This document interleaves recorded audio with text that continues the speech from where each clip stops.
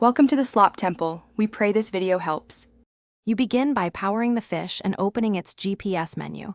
This is where you start the location fix. Turn on location services and choose high-accuracy GPS. This trades a bit more power for precision. Place the device outdoors, face skyward, and wait. Initial fixes often take 2 to 10 minutes depending on satellite visibility. Once you see a 3D fix, the device reports latitude, longitude, and accuracy. Make sure to keep movement minimal during acquisition.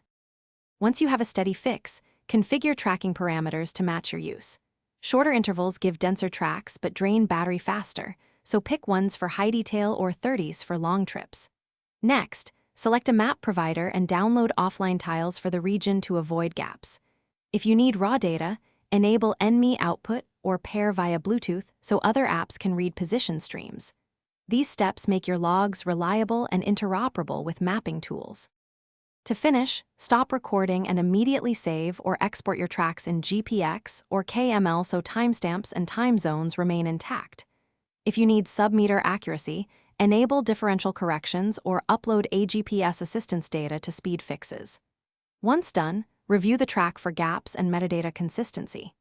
If the device fails to fix, reboot it, verify the antenna is unobstructed, clear sky view, and reset AGPS data. This usually resolves stubborn acquisition problems. Thanks for watching. Consider subscribing if we helped you.